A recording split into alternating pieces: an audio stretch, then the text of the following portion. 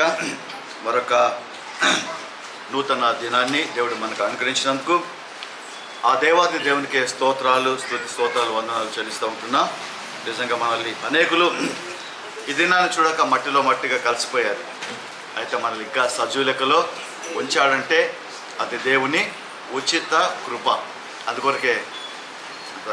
అందుకొరకే దేవుని మనం ఎల్లప్పుడూ కూడా స్తుతిస్తూ ఆరాధించేవారుగా ఉండాలి.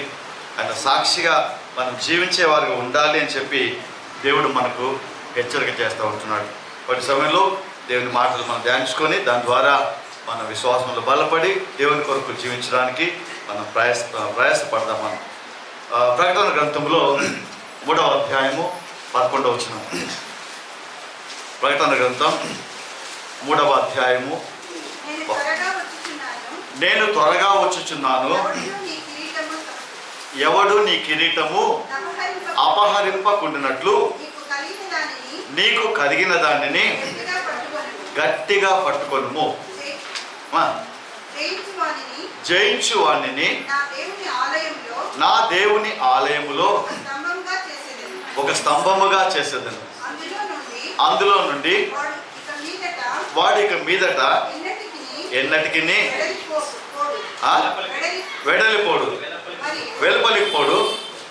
మరియు నా దేవుని పేరును పరలోకములో నా దేవుని చెంత నుండి దిగివచ్చుచున్న నూతనమైన యెరూషలేమును. చాలండి. దేవుని యొక్క వాక్యం మనకు తెలియజేస్తుంది, ఎవరైతే దేవుడు తన యొక్క సన్నిధిలో, ఆయన సన్నిధిలో మనం ఉండాలని, ఆయన మందిరములో, ఆయన సన్నిధిలో మనం బ్రతకాలి, జీవించాలని దేవుడు ఎంతగానో ఆశ కలిగినట్లుగా చూస్తూ ఉంటున్నాం. నేను త్వరగా వచ్చుచున్నాను, ఎవడును నీ కిరీటము అపహరింపకుండా ఉండినట్లు నీకు కలిగిన దానిని జాగ్రత్తగా గట్టిగా పట్టుకొనుము.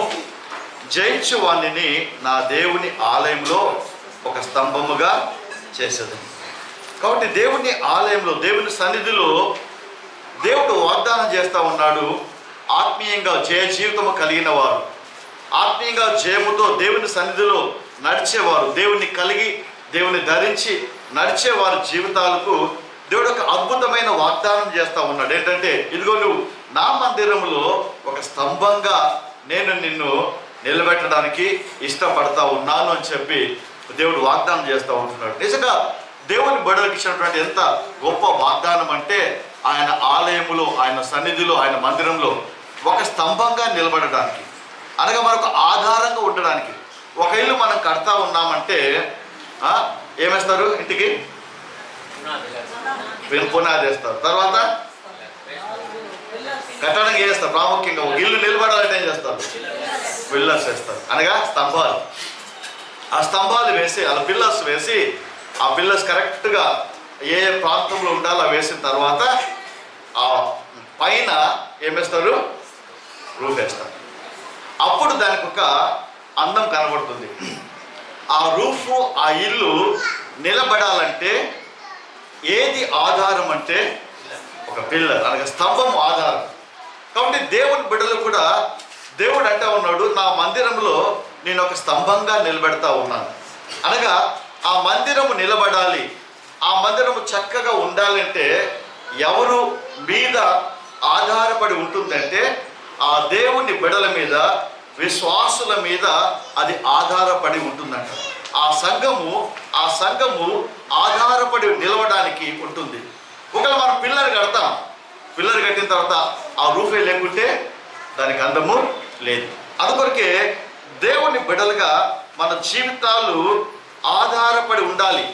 దేవుని మందిరంలో నిలబడి ఉండాలంటే మనము దానికి ఆధారంగా ఉండాలి, ఆధారంగా మనం ఉండాలి.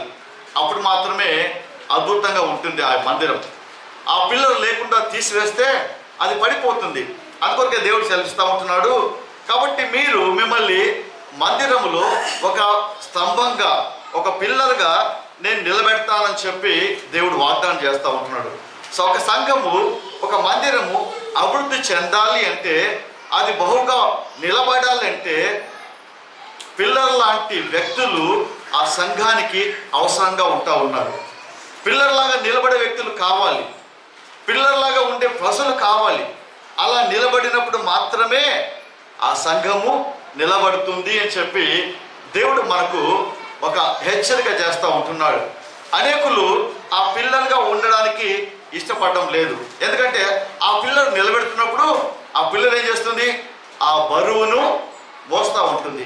ఎంత బరువైనా కూడా ఆ బరువు అంతా దేని మీద ఉంటుంది? పిల్లర్ మీద ఉంటుంది. కాబట్టి ఆ పిల్లర్ ఒకవేళ కుంగిపోయినా, సరిగా నిలబడకపోయినా ఆ ఉన్నటువంటి కన్స్ట్రక్షన్ అంతా కూడా ఏమవుతుంది? కింద పడిపోతుంది.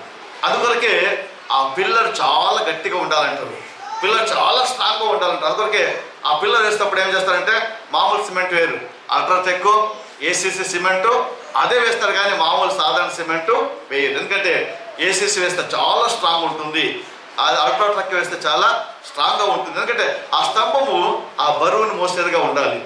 ఆ యొక్క మందిరపు బరువును, ఆ యొక్క బిల్డింగ్ బరువును మోసేదిగా ఉండాలి అని చెప్పి ప్రజలు మనం ఆశపడతా ఉంటాం. ఎంత స్ట్రాంగ్ ఉంటే పిల్లరు అంత బాగా ఆ బరువును మోయగలదు అని చెప్పి మనం చూస్తూ ఉంటున్నాం. కాబట్టి దేవుడు అంటాడు మనల్ని ఆ యొక్క ఆధారంగా, సంఘములో ఆధారంగా మనం ఉండడానికి దేవుడు ఏర్పాటు చేసుకుంటా ఉన్నాడు. కాబట్టి మనం ఆ సంఘములో ఆధారంగా ఉండాలి. ఎలాంటి ఆధారంగా? ఒక బరువును మోసే ఆధారంగా.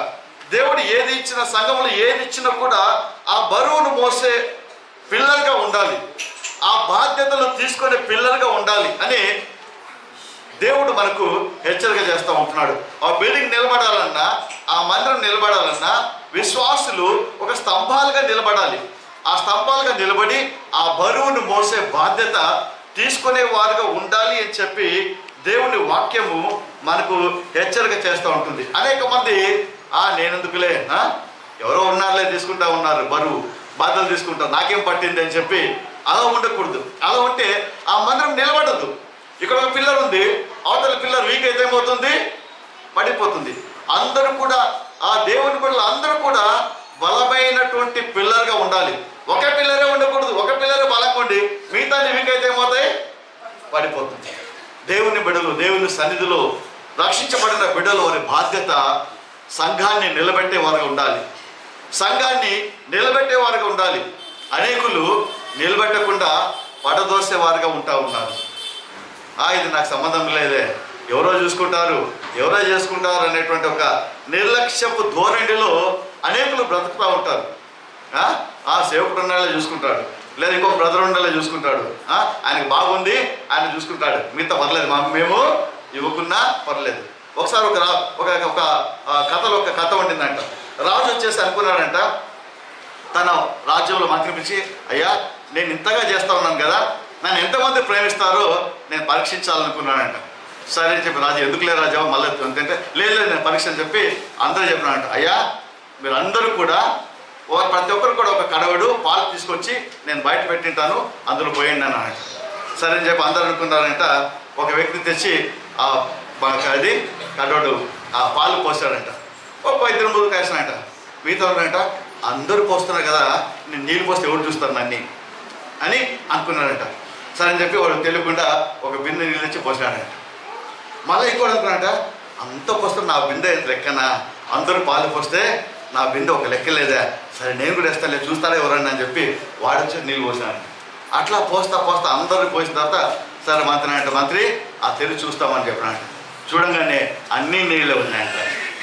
అన్నీ మనల్లా ఎవరొకరు పోస్తాడులే, ఎవడొకడు పోస్తాడు. మన ఊరికి నీళ్ళు పోస్తే సరిపోతుంది, ఉంటే సరిపోతుంది, పోసేవాడు పోయింది. అనగా మనకు ఒక బాధ్యత, ఒక బరువు, సంఘం పట్ల బరువు బాధ్యత లేకుండా మనం బ్రతుకుతూ ఉన్నాం. దేవుడు అంటాడు, అలా ఉంటే సంఘము వర్ధిల్లదు, సంఘము నిలబడదు. సంఘము నిలబడాలంటే బాధ్యతను తీసుకునే వ్యక్తులు కావాలి, బరువులు మోసే వ్యక్తులు కావాలి. ఆ బరువు మోసే ఉన్నట్లయితే నిజంగా ఎంతగానో ఆశీర్వాదకరంగా ఉంటుంది అని చెప్పి దేవుడు సెలవిస్తూ ఉంటున్నాడు. కాబట్టి దేవుని బిడ్డలుగా మనం ఆత్మీయ జీవితంలో మనం వస్తున్నాం, ఆత్మీయంగా మనం ఎదగాలని ఆశ కలుగుతున్నాం. ఆత్మీయంగా ఎదగటం పాటు మందిరం పట్ల మన బాధ్యత ఉన్నది. మందిరం పట్ల మనకు ఒక కర్తవ్యం ఉన్నది. మన మందిరాన్ని మనం అభివృద్ధి చేసుకునాలి, మన మందిరాన్ని మనం నిలబెట్టాలి. మన మందిరాన్ని మనం ఎంతగానో అనేకులకు చూసినప్పుడు ఒక నిజంగా ఎంత చక్కటి మందిరం, ఎంత బాగా ఉన్నది, ఎంత సహోదరులు ఇక్కడ ఉన్నారు, అందరూ కూడా ఐక్యమత్యంతో కలిసి ఉన్నారు. అనేకులు కూడా ఈ మందిరం కొరకు ఎంతగానో ప్రయత్నం చేస్తూ ఉన్నారు, పాట పడతా ఉన్నారని చెప్పి అనేకులు సాక్ష్యం ఇచ్చేవారుగా ఉండాలి అని చెప్పి దేవుడు మనకు తెలియజేస్తుంటున్నాడు. ఎలా ఉండాలంటే దేవుని బిడ్డలుగా మనం చూసినప్పుడు ఒక స్తంభాలుగా మార్చబడాలంట. ఎలాంటి స్తంభాలుగా ఉండాలి సార్? అందరూ చేయలేరు, రక్షించబడిన వారు మాత్రమే అలాంటి భాగాన్ని వహించాలని దేవుడు సెలవిస్తూ ఉన్నాడు. ఇంకా రక్షణ లేకుండా లోకరీతిగా జీవించేవారు ఆ స్తంభంగా నిలబడలేరు. ఎందుకంటే వారు అటు ఇటు అల్లాడుతూ ఉంటారు. కాబట్టి అలాంటి అల్లాడే పిల్లర్గా ఉంటే మందిరం పడిపోతుంది. కాబట్టి నువ్వు స్తంభంగా ఉండాలి అంటే నీలో కొన్ని క్వాలిఫికేషన్స్ ఉండాలంట. ఆ క్వాలిఫికేషన్ ఉన్నప్పుడు మాత్రమే నువ్వు స్తంభంగా నిలబడడానికి వీలు కలుగుతుంది అని చెప్పి వాక్యం మనకు తెలియజేస్తుంది. ఎలా స్తంభంగా మనం ఉండగలం? వాక్యాలు గమనిస్తే 1 తిమోతి రాసిన పత్రిక 3వ అధ్యాయము 15వ వచనం ఒక మాట రాయబడింది. 1 తిమోతి రాసిన పత్రిక 3వ అధ్యాయము 15వ వచనం. అయినను దేవుని మందిరములో అనగా జీవము గల దేవుని సంఘములో జనులు ఎలాగూ ప్రవర్తింపవలెనో అది నీకు తెలియవలెనని ఈ సంగతులను మీకు రాయిచున్నాను. ఆ సంఘము సత్యమునకు స్తంభమును ఆధారమునై ఉండదు. చాలు. దేవుడు వాక్యం సెలవిస్తుంది ఎలా మనం ఉండాలి, ఎలా మనం జీవించాలి, ఎలా స్తంభంగా మనం మార్చబడాలి, ఎలాంటి స్తంభంగా మనం ఉండాలి అని చెప్పి వాక్యంలో గమనిస్తే దేవుడు మనకు సెలవించే మాట అంటే ఆ సంఘం ఆ స్తంభము దేనికి ఆధారము? సత్యానికి ఆధారంగా ఉండదంట. అనగా ఆ సత్యమైన రూఫ్ని మోసే స్తంభంగా ఉండదంట. ఆ సంఘానికి ఆధారము, సంఘానికి పైకప్పు ఏమి ఉన్నదంటే ఆ సత్యము అనేటువంటి పైకప్పు దానికి ఆధారంగా ఉన్నది. ఆ సత్యాన్ని మోసే పిల్లర్గా ప్రతి విశ్వాసి ఉండాలి అని చెప్పి దేవుడు ఆశపడతా ఉన్నాడు. దేవుని బిడ్డలుగా మన జీవితంలో ఎలాంటి వారు స్తంభంగా నిలబడగలరంటే ఎవరి జీవితంలో అయితే యేసయ్యను తమ ఆ యొక్క సత్యం అనేటువంటి దేవుణ్ణి, వాక్యం అంటుంది నేనే మార్గము సత్యమును జీవమును. కాబట్టి యేసయ్య అంటాడు నేను సత్యమైనటువంటి వాడనని చెప్పి. కాబట్టి ఆ సత్యమైనటువంటి ఆ యేసయ్యను ఎవరు మోస్తూ ఉంటారో, ఎవరు ధరించుకుంటూ ఉన్నారో, తమ జీవితంలో ఎవరైతే కలిగి ఉన్నారో, ఎవరైతే ఆ దేవాది దేవుణ్ణి తమ జీవితంలో ధరించుకొని జీవిస్తూ ఉంటారో అలాంటి వారు మాత్రమే సంఘములో స్తంభంగా నిలబడడానికి వీలు కలుగుతుంది అని చెప్పి దేవుడు హెచ్చరిక చేస్తూ ఉంటున్నాడు. కాబట్టి దేవుని బిడ్డలుగా మనము ఆ దేవాది దేవుని మనం ధరించుకునాలి, మనం ఎత్తుకునాలి, భరించాలని చెప్పి వాక్యం మనకు తెలియజేస్తూ ఉంటుంది. వాక్యంలో గమనిస్తే రోమా పత్రిక 13వ అధ్యాయం 14వ వచనం మాట రాబడింది. రోమా పత్రిక 13:14లో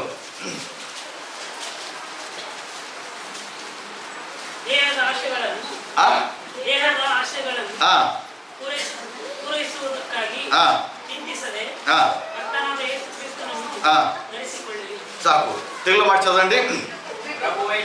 ప్రభు అయిన యేసు క్రీస్తును ధరించుకున్న వారై శరీరేచ్ఛలను నెరవేర్చుకొనుటకు శరీర విషయమై ఆలోచన చేసుకోండి. కాబట్టి ఆ స్తంభంగా ఉన్న వ్యక్తులు ఎలా ఉండాలంట? క్రీస్తును ధరించుకునే వారుగా ఉండాలి, క్రీస్తును మోసేవారుగా ఉండాలి, క్రీస్తును వారి జీవితాల్లో ధరించుకున్న వారుగా ఉండాలంట. అలాంటి వారు మాత్రమే సంఘములో స్తంభంగా ఉండడానికి వీలు కలుగుతుంది. ఆ సంఘము సత్యానికి ఆధారం. అనగా ఆ సంఘములో ఏది ప్రాముఖ్యమైనదంటే సత్యము ప్రాముఖ్యమైనదిగా ఉన్నది. అనగా ఆ సంఘములకి ఆధారము, సంఘముకు నడిపించేది, సంఘము నిలిచేది, సంఘముకు ప్రాముఖ్యమైనది ఏది అంటే సత్యమే ఆ సంఘానికి ఆధారంగా, సత్యమే ఆ సంఘానికి ఒక నిలయంగా ఉన్నట్లుగా చూస్తూ ఉంటున్నాం. కాబట్టి ఎవరైతే ఆ సంఘములో స్తంభంగా ఉండాలి, మార్చబడాలంటే వారు సత్యానికి లోబడి జీవించాలి, సత్యాన్ని కలిగిన వారుగా ఉండాలి, సత్యాన్ని వెంబడించే వారుగా ఉండాలి అని చెప్పి దేవుని వాక్యం మనకు హెచ్చరిక చేస్తూ ఉంది, తెలియజేస్తుంది. కాబట్టి మన జీవితాల్లో ఆ సత్యమైన దేవుణ్ణి కలిగిన వారుగా ఉండాలి, ఆ కలిగినటువంటి వారుగా ఉండాలి. ఆ దేవుడే మనకు ఆధారంగా ఉండాలి, ఆ దేవుడే మనకు సమస్తంగా ఉండాలి. ఆ దేవుని కలిగిన వారుగా, దేవునితో నడిచేవారుగా, దేవుడిని జీవితాన్ని పొందుకున్న వారుగా మన జీవితాలు ఉండాలి. అందుకే కీర్తన గ్రంథంలో అంటాడు 3:5 కీర్తన 3:5 అంటాడు, యెహోవా నాకు ఆధారము అని చెప్పి.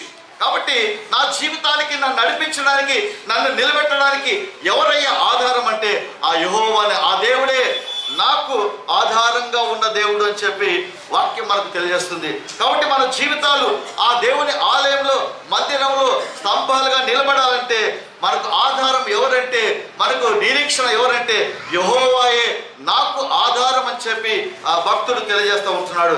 అదేవిధంగా 4వ అధ్యాయంలో కీర్తన 4:1 అంటాడు, నా నీతికి ఆధారమకు దేవా అని చెప్పి వాక్యం సెలవిస్తుంటుంది. నిజంగా మనం దేవుని సన్నిధిలో నీతిమంతులుగా నివసించాలి, ఆ దేవుని ఆలయంలో స్తంభంగా నిలబడాలంటే నీతిమంతులుగా మార్చబడాలి. అలా నీతిమంతులుగా ఉన్నటువంటి వారు మాత్రమే ఆ సంఘానికి అసత్యమైన ఆ యొక్క దీని మీద ఆలయానికి సత్యమైనటువంటి ఆ యొక్క రూఫ్కి ఒక ఆలయంగా నిలబడడానికి వీలు కలుగుతుంది అని చెప్పి వాక్యం మనకు తెలియజేస్తుంది. కాబట్టి మనల్ని నీతిమంతులుగా మార్చేది ఆ దేవాది దేవుడు మాత్రమే, మనల్ని పరిశుద్ధులుగా నిలబెట్టేది ఆ దేవాది దేవుడు మాత్రమే అని చెప్పి వాక్యం మనకు తెలియజేస్తూ ఉంటుంది. కాబట్టి దేవుడు వాక్యం ఉంటుంది, నేను పరిశుద్ధుడని కనుక నన్ను భరించే, నన్ను నీవు ఎత్తుకొని లోకానికి చూపే నీవు కూడా పరిశుద్ధుడిగా బ్రతకాలని చెప్పి దేవుని వాక్యం సెలవుస్తుంది. కాబట్టి దేవుని సన్నిధిలో, ఆయన ఆలయంలో స్తంభంగా నిలబడే ప్రతి వ్యక్తి కూడా తను పరిశుద్ధునిగా జీవించడానికి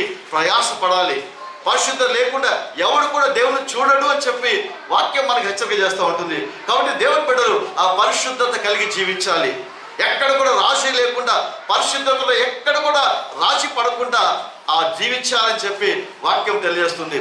ఆ యొక్క మనకు పర్ఫ్యూమ్స్ చూస్తూ ఉన్నట్లయితే కొన్ని కాస్ట్లీ పర్ఫ్యూమ్స్ ఉంటాయి.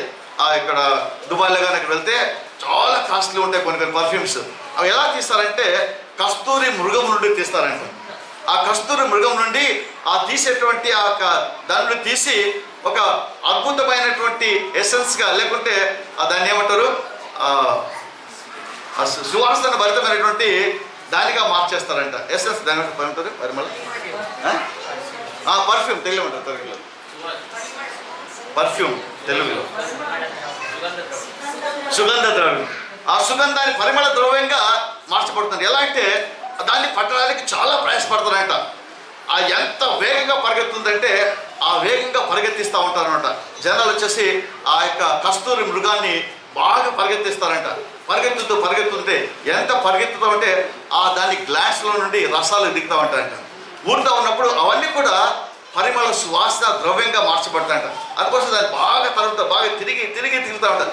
అలసిపోయినప్పుడు దాని ఇంటి దగ్గరకు వస్తుందంట. తన గో దగ్గరకు వచ్చినప్పుడు ఆ గోలో వెళ్ళి దాక్కున్నాలని ప్రయత్నం చేస్తున్నప్పుడు ఆ గో ముందు అంతా కూడా ఆ వ్యర్థమైనటువంటి ఆ యొక్క మలినమైనటువంటి ఆ పదార్థాలు అన్నీ కూడా వేస్తారంట. అక్కడ వేసినప్పుడు అంత పరిగెత్తుకుంటూ వాళ్ళు తప్పించుకుంటూ వస్తుంది. కానీ తన గుహలో దూరానికి వచ్చినప్పుడు ఆ గుహ ముందు వేయబడినటువంటి ఆ వ్యర్థమైన మలినమైన భయంకరమైన దుర్వాసన వెదజల్లే ఆ యొక్క సామాన్లు చూసినప్పుడు, ఆ యొక్క పదార్థాలు చూసినప్పుడు అది ముందుకు వేయదంట.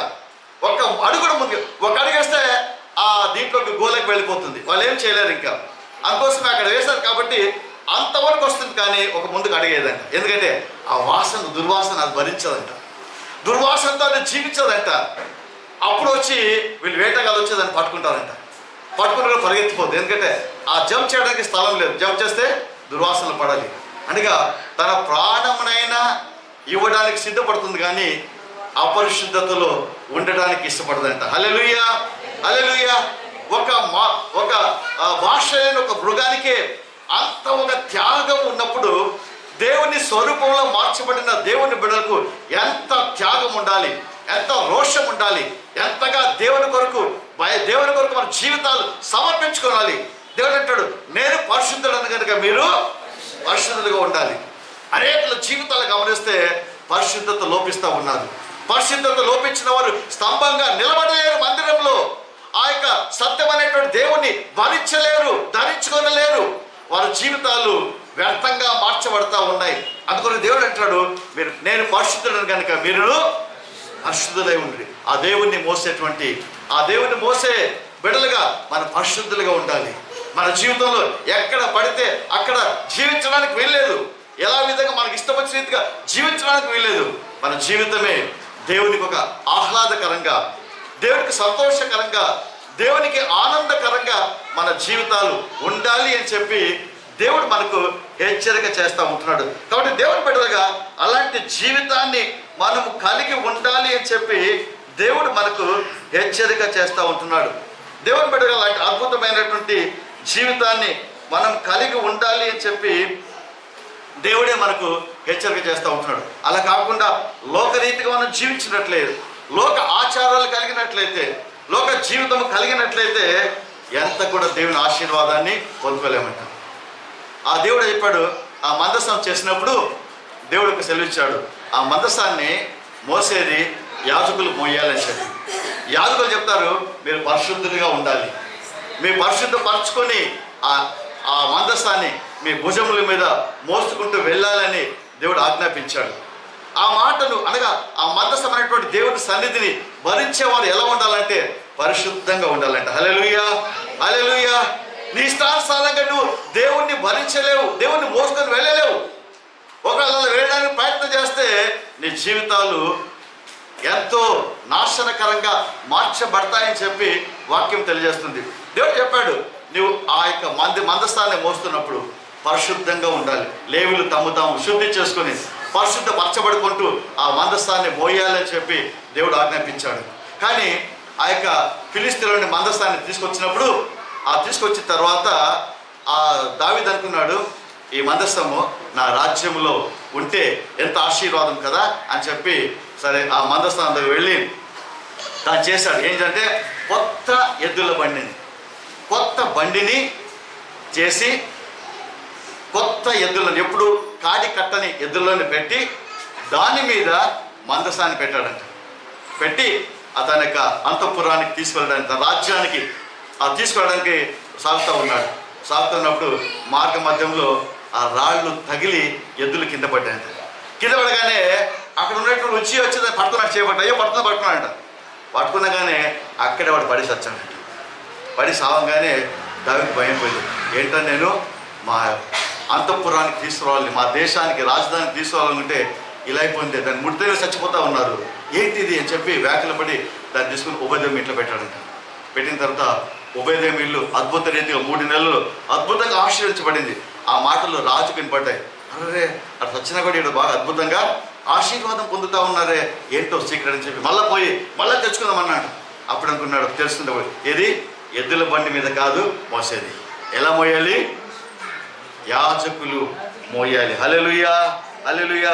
రెండో సమయ రాసిన గ్రంథంలో 1వ అధ్యాయం నుండి 6వ వచనం గమనిస్తే, 6వ అధ్యాయంలో 1 నుండి 13వ వచనం గమనిస్తే, 13వ అధ్యాయం అంటాడు, యాజకులు దానిని మోసుకొని తమ భుజము మీద మోసుకొని ఆ యొక్క యెరూషలేముకు, ఆ యొక్క దావీదు అంతఃపురానికి, రాజధానికి తీసుకొని వచ్చినట్లుగా చూస్తూ ఉంటున్నాం. నిజంగా మన ఇష్టానుసారంగా మనం జీవించినట్లయితే, పరిశుద్ధత లేకుండా మనం బ్రతికినట్లయితే, పరిశుద్ధత లేకుండా మనం జీవించి ఇష్టానుసారంగా మనం ఆ దేవుడిని కూడా, నేను కూడా ఆ పిల్లలుగా ఉంటూ మోస్తానంటే అది నిలబడదు.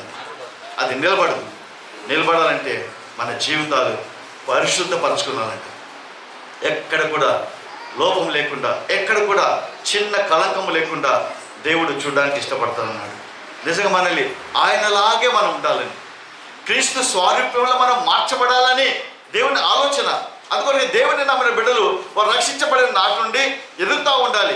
ఎలా ఎదుగుతూ ఉండాలి? ఎంతవరకు ఎదగాలంటే క్రీస్తుకు కలిగిన సమీప సారూప్యంలో వచ్చేంతవరకు ఎదగాలంట. హల్లెలూయా.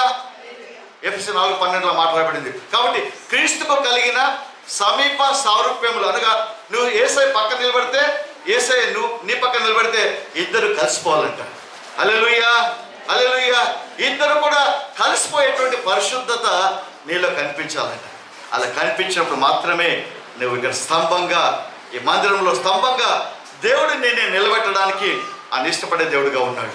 ఆ స్తంభంగా నిలబడిన నీవు, సంఘానికి ఆధారంగా ఉన్న నీవు, సంఘ బాధ్యతలు, సంఘ బరువులు మోసే వాడిగా ఉండాలి అని చెప్పి దేవుడు హెచ్చరిక చేస్తూ ఉన్నాడు. ఎవరో మోస్తారని కాదు, ఇదంతా నా బాధ్యత. ఏం చేయలేని సంఘాన్ని అభివృద్ధి చేయడానికి, ఏం చేయలేని సంఘాన్ని బలపరచడానికి ఎలాంటి కార్యం చేయాలని చెప్పి మన జీవితంలో తీర్మానం తీసుకున్నారంట. మనము ఆ యొక్క బలపరచకుండా, మన దాని మీద బాధ్యత తీసుకోకుండా మన ఇష్టం వచ్చినట్ల జీవించినట్లయితే అది ఆధారంగా ఉండదు. నువ్వు స్తంభంగా ఉండవు, నువ్వు పడిపోయే వ్యక్తిగా ఉంటావు. కాబట్టి దేవుడు అంటాడు, సంఘంలో నేను ఒక సంఘంలో నేను స్తంభంగా పెట్టానంటే సంఘ బరువును మోసేవాడిగా ఉండాలి, సంఘ బాధ్యతలు పంచుకునేవాడిగా ఉండాలి. ఏమైనా సరే మనం అనేక సార్లు అనౌన్స్ చేస్తూ ఉంటాం, అది కావాలి, ఇది కావాలి, ఇది కావాలని చెప్పి. కానీ ఒకరిద్దరు మాత్రమే రెస్పాండ్ చేస్తారు, మిగతా ఎవరు కూడా బట్ ఇది మాది కాదులే చూసుకుంటాం. అది కాదు దేవుడు ఆశించేది. అందరూ కూడా, ప్రతి రక్షించబడిన ప్రతి విశ్వాసి కూడా సంఘం, ఆ యొక్క సంఘంలో ఒక స్తంభంగా ఉండాలి అని దేవుడు ఆశ కలిగి ఉన్నాడు. రక్షించబడిన విశ్వాసులు, దేవుని కలిగిన బిడ్డలు, దేవునితో నడిచే బిడ్డలుగా పిలువబడే మనము ఆ సంఘంలో బాధ్యత తీసుకునేవారుగా ఉండాలి. ప్రతి అవసరాలు, ప్రతి అక్కర్లు తీర్చేవారిగా ఉండాలి. అందులో పాలు పొందులు పంచుకునేవారిగా ఉండాలి అని చెప్పి దేవుడు మనకు హెచ్చరిక చేస్తూ ఉంటున్నాడు. దేవుడు మనల్ని ఎంతగానో మనకి హెచ్చరిక చేస్తూ ఉంటున్నాడు. కాబట్టి దేవుని బిడ్డలుగా మనం మోసేవారిగా ఉండాలి, ఆ బరువును మోసేవారిగా ఉండాలి. ఆ బరువును ఉన్నట్లయితే ఎంతగానో ఆ సంఘము నశించిపోతుంది అని చెప్పి దేవుని యొక్క వాక్యం మనకు తెలియజేస్తుంది. కాబట్టి ఆ దేవుణ్ణి మనం భరించే వారిగా ఉన్నప్పుడు ఆ సంఘ అభివృద్ధి కొరకు, సంఘ ఏర్పాటు కొరకు, సంఘ కార్యక్రమాలు అన్నింటిలో కూడా భాగం వహించే వారిగా ఉండాలి అని చెప్పి దేవుని యొక్క వాక్యము మనకు హెచ్చరిక చేస్తూ ఉంటుంది. కాబట్టి రెండవదిగా, సంఘంలో నిలబడేటువంటి స్తంభంగా నిలబడే వ్యక్తి బాధ్యతలు తీసుకునే వ్యక్తిగా ఉండాలి. సంఘ కార్యక్రమాలలో ఆ బాధ్యత కలిగి దాన్ని నిలబెట్టే వ్యక్తిగా ఉండాలి అని చెప్పి దేవుడు ఇష్టపడతా ఉన్నాడు. రెండోది గమనిస్తే, నువ్వు స్తంభంగా నువ్వు ఉండాలి అంటే నీవు సంఘ పరిచర్యలో పాలు పొందుతూ ఉండాలంట. సంఘములో పరిచర్యలో నీ భాగం ఉండాలంట. అందుకోసే అపొస్తలుల కార్యం గమనిస్తే 16వ అధ్యాయంలో మొదటి వచనం మాట్లాడబడింది. అపొస్తలుల కార్యంలో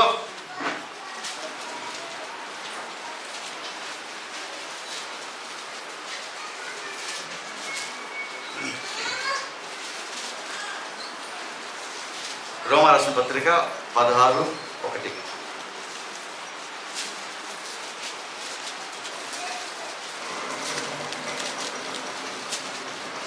దొరకలేదా?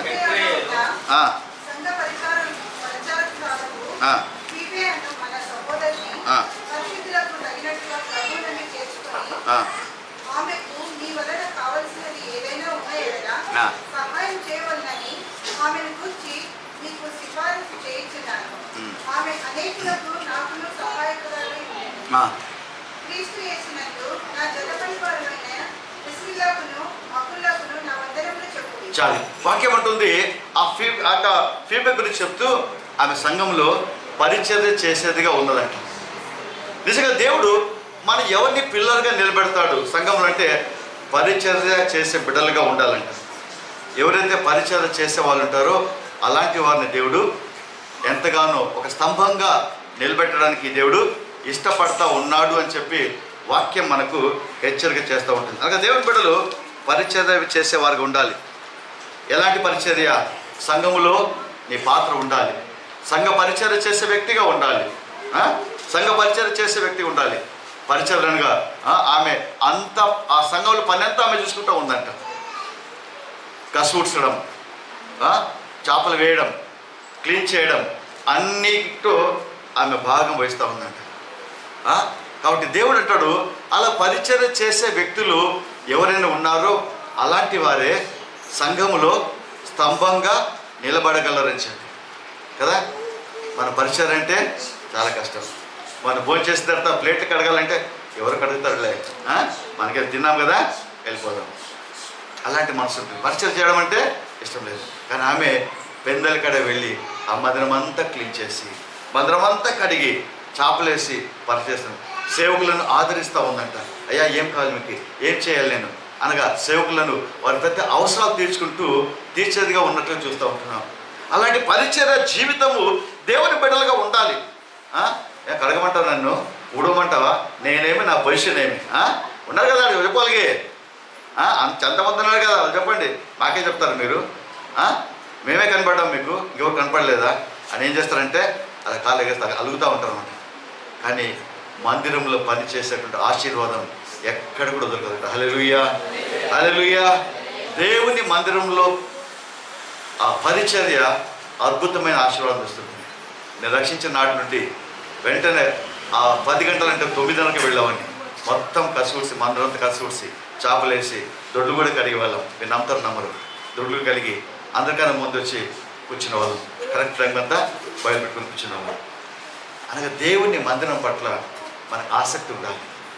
దేవుని మందిరం పట్ల ఎంత ఆసక్తి ఉంటే అంతగా దేవుడు నిన్ను ఆశీర్వదిస్తాడు, అంతగా దేవుడు నిన్ను హెచ్చిస్తాడు. మనకేమంటే మందిరం అంటే పోతున్నాం వస్తున్నాం, పోతున్నాం వస్తున్నాం, మనకేం కాదు, మన సంబంధము లేదు. ఎవరో చేస్తారు, మన భోజనం పెడతారా, తిందాం, వెళ్ళిపోదాం. అదే ఈ పోయిన తర్వాత ఎవరికి అడగాలి, ఎవరు దీన్ని క్లీన్ చేయాలి, సంఘమంతా కూడా నిలబడి ఆ కార్యాలు చేయాలి. లేదా ఎవరికో ఒక బాధగా చెప్పి చేయండి అని మేము పోదామని అలాంటి మనసు ఉండకూడదు. పరిచర్య ఆశీర్వాదాన్ని ఇస్తుంది. నీ ఇంటి పరిచర్య కాదు చేసేది. ఎవరి పరిచర్యది? దేవుని మందిరము పరిచర్య, జీవము కలిగిన దేవుని మందిరంలో పరిచర్య. ఎంత ఆశీర్వాదం అంటే అంత ఆశీర్వాదం. ఒకసారి మందిరంలో వచ్చినప్పుడు ఒక కలెక్టర్ గారు వచ్చారంట తెలియడానికి. కరెక్ట్ వచ్చి ఆయన ముందు అంతా క్లీన్ చేసి వేస్తూ ఉన్నాడు. తర్వాత తెలుసు, సార్ మీరు కరెక్ట్ కదా, ఏ కలెక్టర్ వచ్చిన అని చెప్తే అంతా క్లీన్ చేసి లాస్ట్ పోయి కూర్చున్నాడు. అనుకున్నాక కలెక్టర్ గారు ఏమి మందిరమంతా ఊడ్చేసి, అయ్యా మీరు కలెక్టర్ కదా, ఏమి ఇలా చేస్తున్నారు మీరు, చాలా పనిలో చాలా మంది చేస్తారంటే, మీరు కూర్చోండి సార్, వచ్చి కుర్చీ మీద కూర్చోండి, మీతో చేస్తూ ఉన్నాడు అని అంట. నేను ఆ డిస్ట్రిక్ట్ కలెక్టర్గా వచ్చి దేవుని సన్నిధిలో ఒక పరిచారకుడు మాత్రమే. హల్లెలూయా, హల్లెలూయా. దేవుని సన్నిధిలో నేను పరిచారకుండానే, నేను గొప్ప కాదు, నేను కేవలం పరిచారకుండానే ఇక్కడ. ఆ పరిచయం చేస్తే నాకు ఆశీర్వాదం ఉంది, నాకు దీవెనలు ఉన్నాయి, నాకు గొప్ప ఆశీర్వాదం కలుగుతుందని చెప్పి ఆ కలెక్టర్ గారు చెప్పినప్పుడు అందరు షాక్ అయినారంట. అందులో తర్వాత నెక్స్ట్ వాళ్ళు కూడా ఊడడం ప్రారంభించారంట. ఈయన రాగానే ఈయనతో పాటు వాళ్ళు కూడా పనిచేయడం ప్రారంభించారంట. నిజంగా దేవుని బిడ్డలుగా సంఘ పరిచర్యలో పాలు పొందులు వారిగా ఉండాలి అని చెప్పి దేవుడు మనకు హెచ్చరిక చేస్తాం. ఇంకా రెండో పరిచర్య, మొదటి పరిచర్య సంఘములో ఉన్నటువంటిది. రెండో పరిచర్య సువార్త పరిచర్య చేసేవాళ్ళు ఉండాలి. సువార్త పరిచర్య చేసేవాళ్ళుగా ఉండాలి అని చెప్పి దేవుడు మనకు హెచ్చరిక చేస్తూ ఉన్నాడు. ఎలా చేయాలంటే వాక్యం ఉంటుంది, మార్క్స్ వార్తలు అంటాడు కదా, చివరి అధ్యాయం 16వ అధ్యాయం, మీరు సర్వసృష్టి వెళ్ళి సువార్తను ప్రకటించండి. దేవుడు ఆజ్ఞ అది, మీరు వెళ్ళి మీరు ప్రకటించండి అని చెప్తా ఉన్నాడు. కాబట్టి దేవుని బిడ్డలుగా మనం ప్రకటించేవారిగా ఉండాలి. సువార్తను అనేకులు నశించిపోతూ ఉన్నారు. పక్కవాడికైనా, ముందోడికైనా, ఎనుకోడికైనా ఎవరికో చెప్పాలి మాట చెప్తా ఉంటేనే ఒకరోజు కాకపోవచ్చు, 2 రోజులు కాకపోవచ్చు, 3 రోజులు కాకపోవచ్చు, ఏదో ఒక రోజు వస్తుంది. ఆ రోజు రక్షించబడతాడు. రక్షించబడి అద్భుతంగా దేవుని కార్యము జరుగుతుందంట. ప్రపంచంలో పెద్ద చర్చ్ పాలంకి గో చర్చ్ అని, ఆయన టీచర్గా పనిచేస్తున్నప్పుడు ఆయన మా భయంకరమైనటువంటి బుద్ధిస్ట్ అన్నమాట. బుద్ధిస్ట్ అన్నప్పుడు చాలా పూజలో నిలబడంట. ఆయన ఇంటికి ఒక ట్యూషన్కి ఒక చిన్న పిల్ల వెళ్ళేదంట. ట్యూషన్ వెళ్తున్నప్పుడు ఆ పొత్తు ఆ సార్ చెప్పి, సార్ బైబిల్ చదవండి సార్ చెప్పారంట. ఏ సార్ చాలా మంచి దేవుడయ్యా చదవండి, పనికిరంతా బయటపో అని తిట్టి పంపించేవాడంట. బయట కూర్చొని తిట్లు తిని ఆ రాసుకొని వచ్చేదంట. ఆ వచ్చినట్లు ప్రతిరోజు చెప్తా ఉంటే విసిపోయిందంట. ఇంకోసారి బైబిల్ చెప్తే నేను తరిమేస్తానంట. అయినా కూడా చెప్తానంట. ఒకరోజు ఆయనకు టీబీ రోగం వచ్చిందంట. 14 టీబీకి మందులు లేవు. దగ్గుతూ ఉన్నాడు, దగ్గు మొదలైంది. దేవుని వాళ్ళ దేవుని మొరపెట్టుకుంటా ఉన్నాడు, చేస్తూ ఉన్నాడు. కానీ ఏది కూడా లాభము కలగలేదు. ఆ దేవుని సన్నిధిలో మొరపెట్టుకుంటున్నాడు అంట. అయ్యా దేవా, నువ్వు నిజమైన దేవుడు అయితే నన్ను బాగు చేయి, నీకు మందు లేదు కదా, నీవే బాగు చేయి అంటే లేకున్నాడు. లాస్ట్ రక్తం కక్కే స్టేజ్కి వచ్చిందంట. రక్తం కక్కుతూ ఉన్నాడంట. అప్పుడు ఏమొచ్చింది, అయ్యా ఒక్కసారి నా మాటేనయ్యా, నీ తిట్టినా పర్లేదు, కొట్టినా పర్లేదు, ఒక్కసారి నా మాటేనయ్యా, బైబిల్ చదవయ్యా, నీకే తెలుస్తుంది. మా దేవుడు మంచి దేవుడయ్యా, యేసయ్య మంచి దేవుడయ్యా, యేసయ్య నేను బాగు చేస్తాడయ్యా అంటే ఆ పిల్ల గోల భరించలేక సరే ఇచ్చుకో అని చెప్పి తీసుకున్నాడట. సరే ఏమని చెప్పి చదవడం ప్రారంభించాడంట. చదువుతూ కొన్ని మాటలు ఆయన అట్రాక్ట్ చేసినట్టు. ఆయన పొందిన దెబ్బల చేత నాకు స్వస్థత కలిగింది. అరే, నాకు స్వస్థత కలిగింది. ఎలా కలిగింది? ఆయన నా కొరకు సిలువలో బలియాగంగా మార్చబడ్డాడు. ఆయన బలియాగంగా మార్చబట్టే నాకు స్వస్థత కలిగింది. కాబట్టి ఆ దేవుడు నిజంగా, ఈ దేవుడు నా జీవితాన్ని బాగు చేస్తాడని చెప్పి ప్రార్థించాడు. అంటే దేవా, నువ్వు నిజమైన దేవుడైతే నన్ను బాగు చేయి. నీ కొరకు నేను బ్రతకను, నీ కొరకు నేను జీవిస్తానయ్యా నేను తీర్మానం చేసుకుని ప్రార్థించడం ప్రారంభించాడంట. ప్రార్థన చేస్తున్నాడంట. మెల్లిగా రక్తం పడేది నిలిచిపోయిందంట. తర్వాత దగ్గుపోయి నిలిచిపోయిందంట. టెస్ట్ చేస్తే ఆ టీబీ అనేది నార్మల్ అయిపోయిందంట. హల్లెలూయా, హల్లెలూయా. ఆయన నిజంగా యేసే నిజమైన దేవుడు అని చెప్పి ఆ సౌత్ కొరియాలో సంఘాన్ని ప్రారంభించాడు. ఆ ప్రపంచంలో అత్యున్నతమైన పెద్ద సంఘం ఏదంటే ఆ సౌత్ కొరియా సంఘం. నిజంగా ఎంత అద్భుతంగా ఉంటుందంటే అక్కడ ఆరాధన చేస్తూ ఉంటే పరలోకమే దిగి వచ్చినట్టు ఉంటుంది. దేవుని కృపను బట్టి ఒకసారి నేను సౌత్ కొరియాకి వెళ్ళాను. వాళ్ళ మందిరం వెళ్ళి ఆయన కూర్చొని అక్కడ ఆరాధించగలిగాను. దేవుడు కృప ఇచ్చాడు. ఆ ఆరాధన చూస్తుంటే పరలోకం అక్కడ దిగి వచ్చినట్టు ఉంటుంది. అంత అద్భుతమైనటువంటి దేవుని సన్నిధి. నిజంగా ఒక చిన్న బిడ్డ అద్భుతంగా ఆయనను మార్చి ఆయన ద్వారా ప్రపంచాన్ని కదిలించేటువంటి, దేశాన్ని కదిలించేటువంటి ఒక పాత్రగా ఆ చిన్న బిడ్డ ఆ సువార్త ప్రకటించడం ద్వారా దేవుడు అద్భుత కార్యం జరిగించాడు. దేవుడు అంటాడు, మీరు కూడా సువార్త పని చేసేవారు ఉండాలి. ఎలా చేయాలంట? యెషయా 40:9 అంటాడు, మీరు బలంగా సువార్త ప్రకటించండి. బలంగా చేయాలంట. ఏదో చెప్పాలా వద్దా కాదు, నిలబడి చేయాలంతే. నిలబడి ధైర్యంగా బలంగా ప్రకటించాలి. అపొస్తలుల కార్యం 3 చూసారు. కుంటోడు బాగా పేతురు వెళ్ళి పెట్టగానే బాగానే అందరూ వచ్చేసే వీడు ఏమో చేస్తున్నాడు అందరూ తీసుకొచ్చి ఆ యొక్క శాస్త్రులు పరిషత్తులు పెట్టారు. ఏం చేసావు ఆయన అంటే యేసయ్య గురించి చెప్పి ప్రకటించాడు. చెప్పిన ఇంకోసారి చేయకూడదు అని చెప్పి బాగా దెబ్బ కొట్టి ఇంకోసారి ఆ మాట మాట్లాడారు. అయ్యా, నేను మీ మాట వినాలా, దేవుని మాట వినాలి. మేము సచ్చినా పర్వాలేదు కానీ మేము సువార్త చెప్పకుండా మానం. హల్లెలూయా, హల్లెలూయా. ఆ సువార్త భారము దేవుని బిడ్డల జీవితాలలో కలిగి ఉండాలి అని చెప్పి వాక్యము మనకు తెలియజేస్తుంది. పరిచర్య, మందిరంలో పరిచర్య చేసే ఒక భాగం. రెండోది సువార్త ప్రకటించేది రెండవ భాగం. ఆ సువార్త ప్రకటించడం ద్వారా అనేకులు మార్చబడతారు. నినివే ప్రాంతంలో వెళ్ళినప్పుడు దేవుడు చెప్పాడు, యోనాన్ని వెళ్ళి ప్రకటించన్నాడు. సరే వెళ్ళి ఎక్కడికి వెళ్ళి మళ్ళీ తిరిగి వచ్చాడు. ఆ యోనా వెళ్ళి నినివే ప్రాంతం అంతా 3 రోజులు తిరిగి సంపూర్ణంగా ప్రకటించాడంట. ఎట్లాంటి దేవుడు చెప్పాడు, అది దుర్గతి అంట, దాని శాపము, దాని మీద దేవుని ఉగ్రత ఉన్నది, నాశనం చేయాలనుకున్నాడు.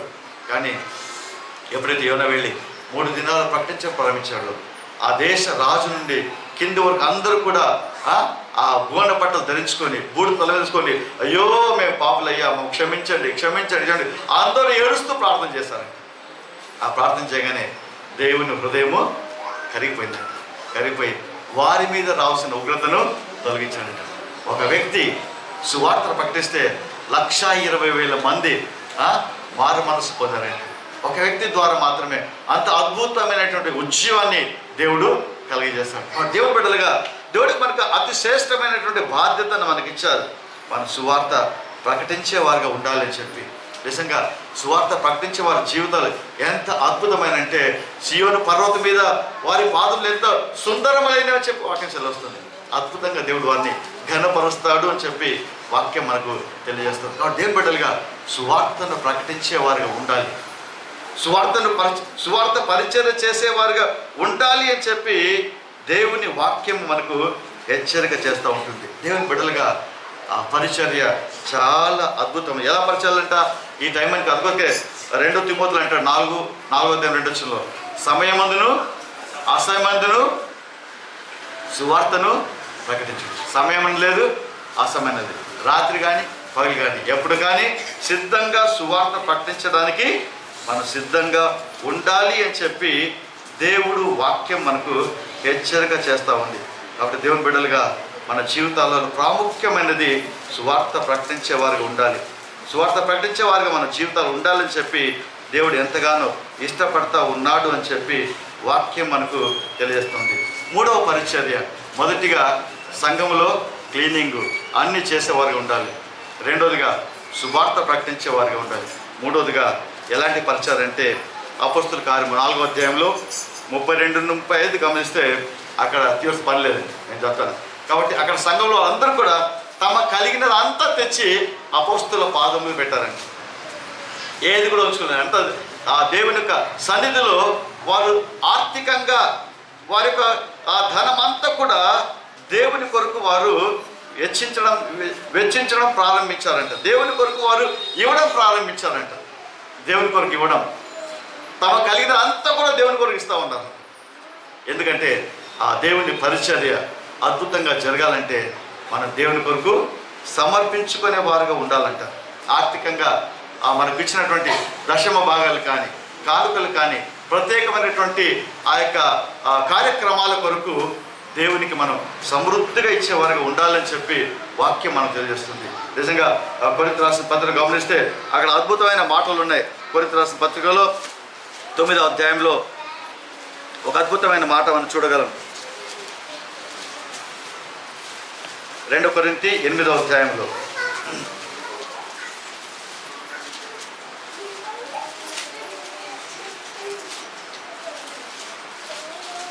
త్వరగా వీరు మన ప్రభు అయిన యేసుక్రీస్తు కృపను ఎరుగుదురు కదా. ఆయన ధనవంతుడై ఉండి మీరు తన దారిద్ర్యం వలన ధనవంతులు కావాలనని మీ నిమిత్తము దరిద్రుడాయను. ఎలా అన్నాడంటైనా మన నిమిత్తము దరిద్రుడుగా మార్చబడ్డాడు అని చెప్పి వాక్యం మనకు తెలుస్తుంది. ఎందుకంటే ఆయన సమస్తాన్ని ఇచ్చేస్తాడంట. మన కొరకు ఏది కూడా పెట్టుకోలేదు. సమస్తాన్ని మన కొరకు ఆయన ధారపోస్తాడు. దేవుని బిడ్డలు కూడా పరిచర్య కొరకు ధారాళంగా ఇవ్వాలి. 2 కొరింథీ ఏమంటాడు? వారు నిరుపేదలైనను కూడా ఏమంటారు?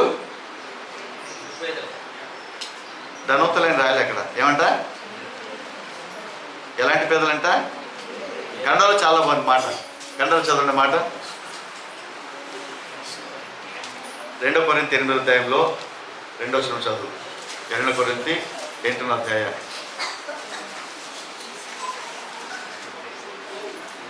ಸಿಗಲಿಲ್ಲ.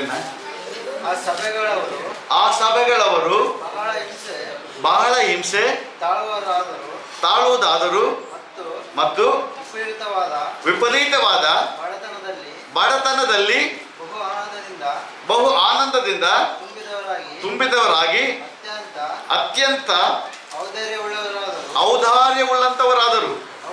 ಅವರು ಶಕ್ತಾನುಸಾರವಾಗಿ ಮಾತ್ರ ಕೊಡದೆ ಶಕ್ತಿಯನ್ನು ಮೀರಿ ತಮ್ಮಷ್ಟಕ್ಕೆ ತಾವೇ కొట్టరు. ఇదకే నానే సాక్షి. పౌలు చెప్తానే, పౌలు చెప్తాడు ఎలాంటి వారంట వాళ్ళు బీదలు కాదంట. మరి ఎలాంటి బీదలంట? కడు బీదలంట. మన దాంట్లో కడు బీదలు ఉన్నారా? కడు బీదలు అంటే చాలా కష్టం, తినడానికి కూడా కష్టం అంట. అంత కడు బీదలు అంటే బాగా కష్ట బాగా బడువరు, బాగా చాలా ఏది బీదలు. అట్లాంటి వారు కూడా వాళ్ళు ఏమన్నంటే తమ శక్తికి మించి అంట. హల్లెలూయా. తమ శక్తికి మించి నేను 1000 రూపాయలు ఇవ్వాలనుకుంటే ఇంకా 2000 ఇస్తాను. ఇచ్చి ఎట్లంట, ఇచ్చే దాంట్లో వాళ్ళు ఆనందపడతా ఉన్నారంట. హల్లెలూయా. మనమైతే ఇవ్వాలంటే మా దేవునికి ఇవ్వాలా, దశం భాగం అమ్మ 1000 అంటే 10,000 అంటే 1000 రూపాయలు ఇవ్వాలి. అమ్మో 1000 రూపాయలు అమ్మా కొనుక్కుంటే ఎదురుకుంటే అమ్మో 1000 రూపాయలు ఎట్లప్పా, ఎట్లా ఇవ్వాలప్ప 1000 రూపాయలు? ఏమో 100 50 ఇస్తే అయిపోద్ది. నాకు 1000 రూపాయలు ఎట్లా ఇవ్వాలప్ప? దేవుడు నీకు ధైర్యము సార్, నీకు ఆరోగ్యం ఇచ్చాడు, నీకు పని ఇచ్చాడు, అన్ని ఇచ్చాడు. ఒకవేళ నీ ఆరోగ్యం లేకుంటే ఏం పని చేయలేవు. ఆరోగ్యం లేకుంటే ఏమి కూడా చేయలేవు. దేవుడు నేను ఆరోగ్యంతో నింపాడు, శక్తిని ఇచ్చాడు పని చేయడానికి. నువ్వు సంపాదించుకుంటా ఉన్నావు. ఆ సంపాదనలో దశమ భాగము దేవునికి ఖండితంగా ఇవ్వాలి అని చెప్పి దేవుడు ఆజ్ఞాపిస్తూ ఉన్నాడు. ఎందుకంటే అది సంఘ పరిచర్య కొరకు ఉపయోగపడుతుంది అని చెప్పి దేవుడు మనకు హెచ్చరిక చేస్తూ ఉంటున్నాడు.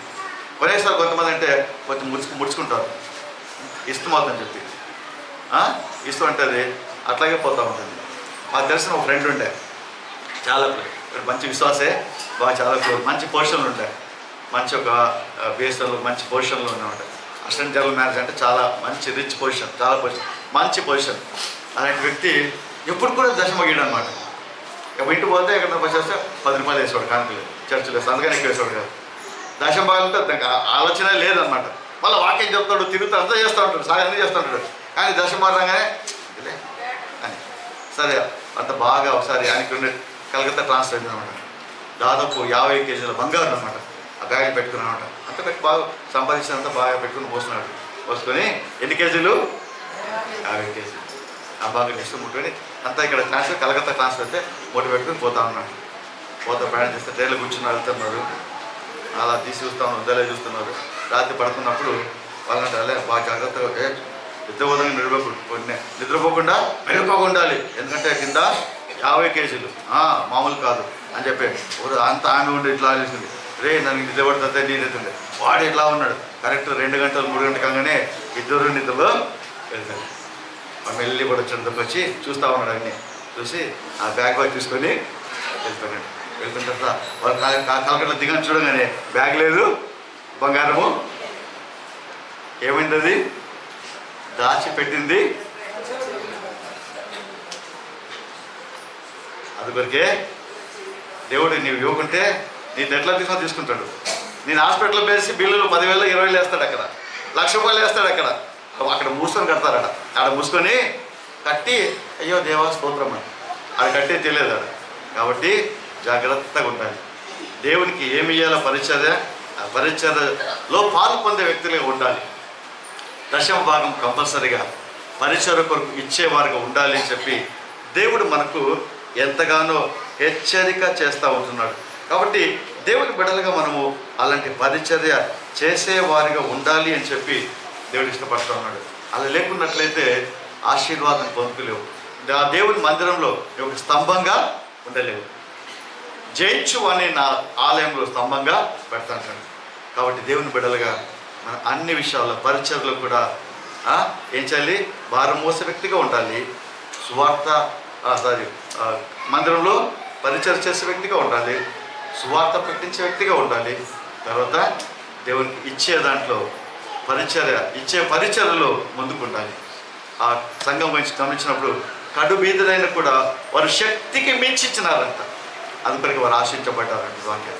కాబట్టి మన జీవితంలో ఆశీర్వాదం కావాలంటే ఎప్పుడైతే దేవునికి ఇస్తామో అద్భుతమైన ఆశీర్వాదం పొందుతాం. అలాగే రాసిన గ్రంథంలో చివరి అధ్యాయాలు గమనిస్తే ఆకాశపు వాకిలి తెరిచి నేను కుమ్మరిస్తా అంటాను. కాబట్టి ఎవరైతే అనేక సాక్ష్యాలు విన్నారు, దేవునికి ఇచ్చిన వాళ్ళు ఎవరు కూడా తక్కువ కాలేదు. దేవుడిని ఇస్తా ఉంటే ఊటలాగా ఊడుతూ ఉంటుంది, కానీ నువ్వు అడుగు తిన్నావు. పరీక్షించండి కావస్తే. దేవుడిని ఇవ్వడం ప్రారంభిస్తావో నువ్వు అన్ని విధాలు 100 ఇస్తే దేవుడు 200కి ఇస్తూ ఉంటాడు. అద్భుతంగా నీకు సాయం చేస్తాడు. కాబట్టి ఆ యొక్క సూత్రాన్ని మనం పాటించే వారికి ఉండాలి అని చెప్పి దేవుడు మనకు హెచ్చరిక చేస్తూ ఉంటాడు. తర్వాత ఇంకో పరిచర్య ఏంటి? పరిచర్య అంటే వాక్యం గమనిస్తే పరమగీతం 3వ అధ్యాయం 6వ వచనంలో, పరమగీతం 3వ అధ్యాయము 6వ వచనం.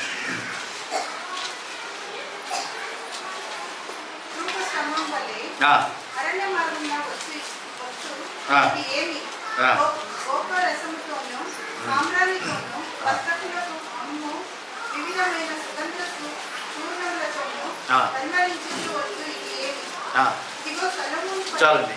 ఎలా అంటే ఆ ధూప స్తంభంగా నిలబడాలంట. ఆ ధూపం వేసినప్పుడు ఏమొస్తుంది? ఎక్కడైనా మనం పట్టుకొని ధూపం వేస్తాం అనుకోండి, ఏమొస్తుంది? పొగ వస్తుంది. దాన్ని ఏమంటారు? ధూమము అంటారు.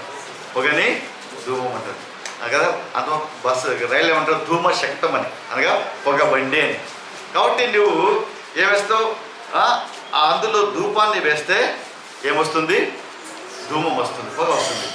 అనగా నీ జీవితంలో ప్రార్థన అనేటువంటి ధూమము నీలో కలిగి ఉండాలంట.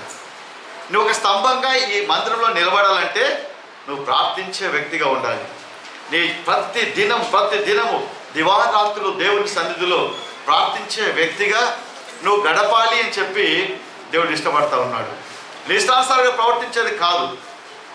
దేవుని సన్నిధిలో ఆలయంలో నువ్వు స్తంభంగా నిలబడాలంటే ఎప్పుడు కూడా ప్రార్థనా పరుడై ఉండాలంట. ప్రార్థనా జీవితాన్ని కలిగిన వారుగా ఉండాలి అని చెప్పి దేవుడు మనకు హెచ్చరిక చేస్తూ ఉన్నాడు. నిజంగా ప్రార్థన అనేటువంటి అంశం చాలా పెద్దది. మనం దాన్ని బట్టి అదే ఒక పెద్ద ఒక మళ్ళా మెసేజ్ అయిపోతుంది. కాబట్టి దేవుడు అంటాడు మన ప్రార్థన అనుభవాన్ని కలిగి ఉండాలి. ప్రతి విశ్వాస జీవితంలో, ప్రతి ఒక్క దేవుని నమ్మిన బిడ్డల జీవితంలో ప్రార్థన ప్రార్థన ప్రార్థన ఉండాలంట. ఒకసారి బిల్లికరంతో వెళ్ళారంట. వెళ్ళి కొంతమంది ఇంటర్వ్యూ చేశారంట. అయ్యా మీరు ప్రపంచమంతా ఇంత ఫేమస్ అయినారు కదా, ఏంటి సీక్రెట్ అన్నాడు. 3 పాయింట్ చెప్పండి సార్ అన్నాడు. సార్ రాసుకోనంట. కానీ మొదటిది ప్రార్థన అన్నాడు. రాసుకున్నాడు. సార్ రెండోది అన్నాడు ప్రార్థన అన్నాడు. సార్ ఫస్ట్ రాసుకోండి అన్నాడు.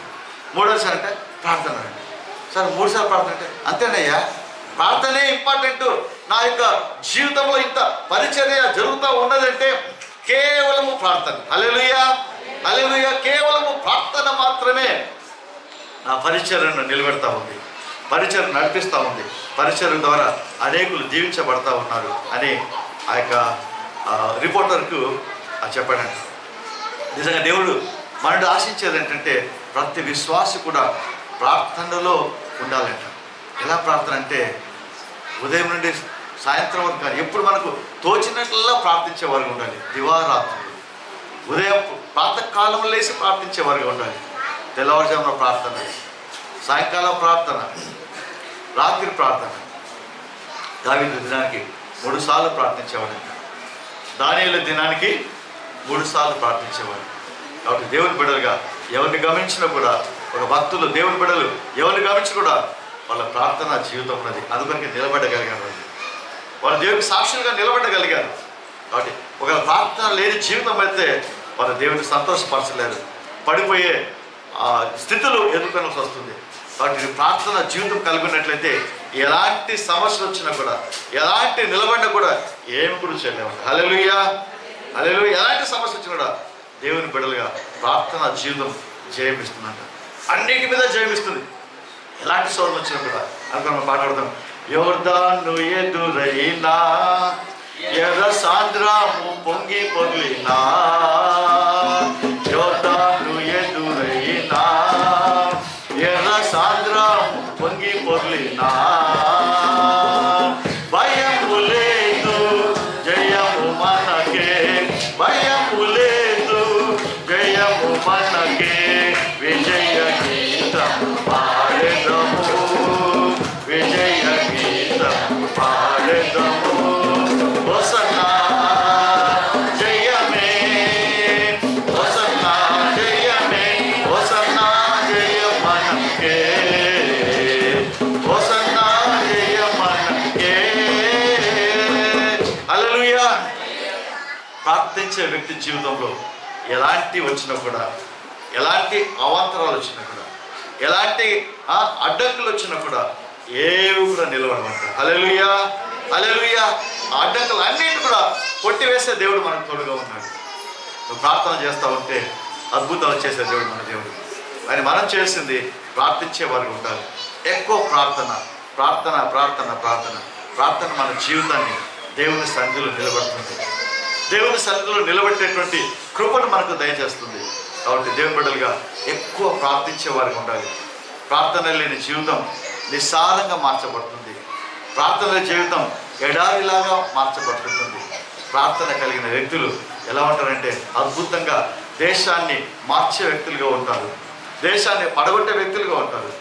ఏదైనా సౌత్ కొరియా మీద ప్రాబ్లం వచ్చిందంటే వాళ్ళకు ప్రేయర్ మంటపం చేస్తారు.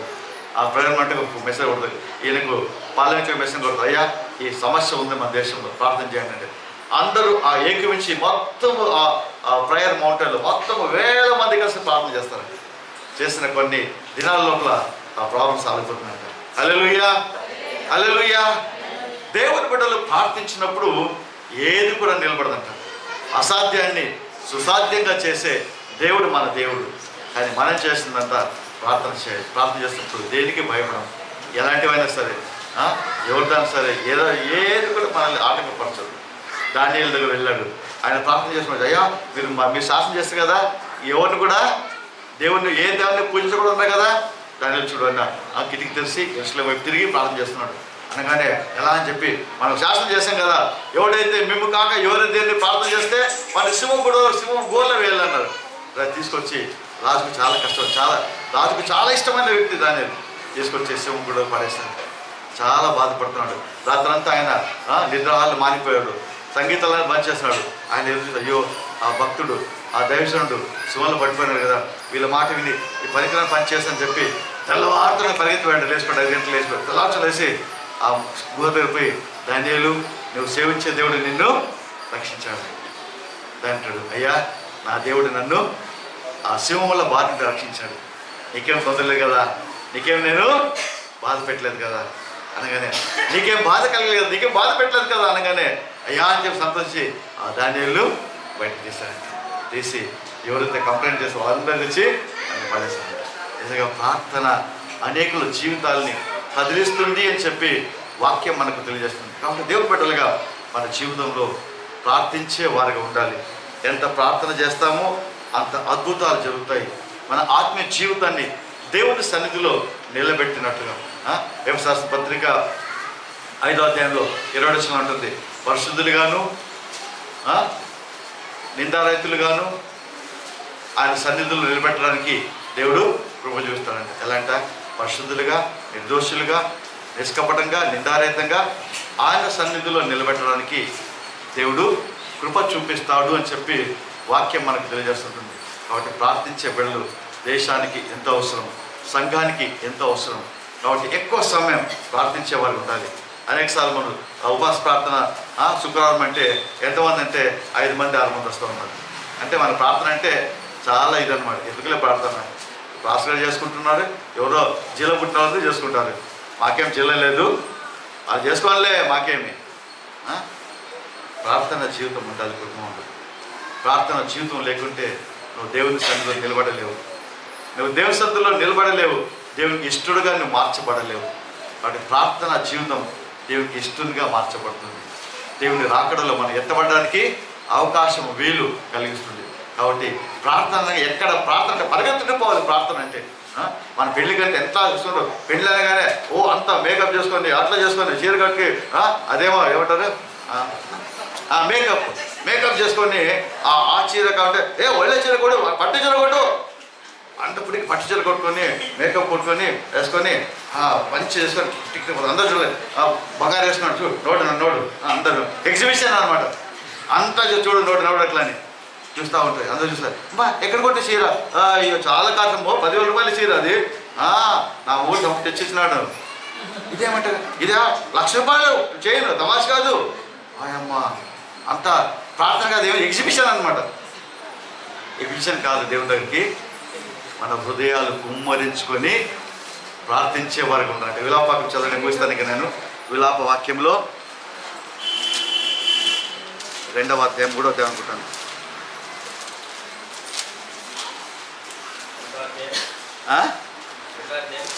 2వ అధ్యాయం చూడు. విలాప వాక్యంలో కాదు 2వ అధ్యాయం 18 వచ్చింది. 18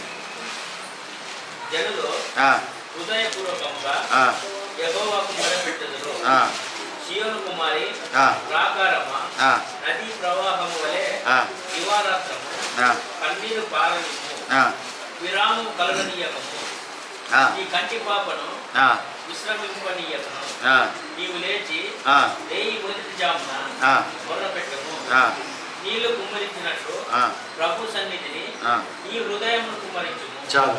ఎలా ఉండాలని ప్రార్థించాలంట? నది ప్రవాహము వల్లే దివారాత్రము కన్నీరు పారనిమ్ము.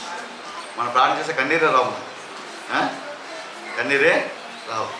ఎందుకు? లోపల లేదు కదా. లోపల భారం ఉంటే కన్నీళ్ళు వస్తాయి, లోపల బాధ ఉంటే కన్నీళ్ళు వస్తాయి. లోపల ఏం లేదు, ఎంటీ, ఇక్కడ ఎంటీనే, ఇక్కడ కన్నీరు రానే రావు. దేవుడు అంటాడు, నది ప్రవాహము వలె దివారాత్రము కన్నీరు కారనిమ్ము, విరామము కలగనీయకము.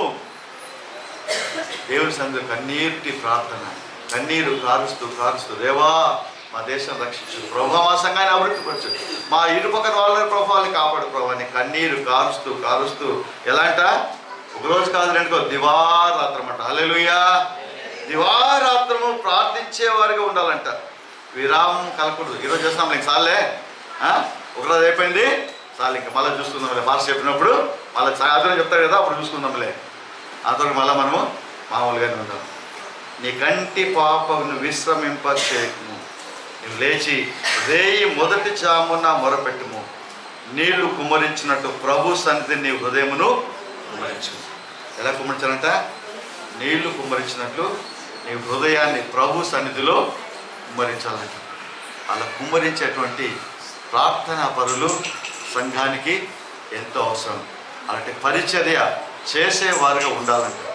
అలాంటి పరిచర్య చేసే వ్యక్తులు దేవుని ఆలయంలో స్తంభాలుగా మార్చబడతారు, అలా స్తంభాలుగా నిలబడతారు.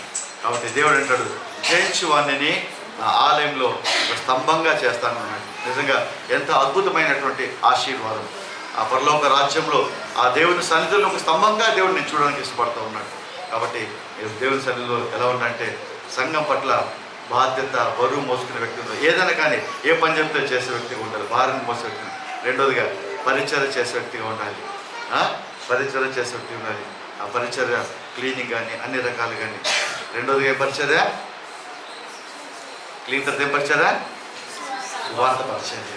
సువార్త ప్రకటించే వాడిగా ఉండాలి. మూడోది ఏంటి? దేవునికి ఇవ్వడంలో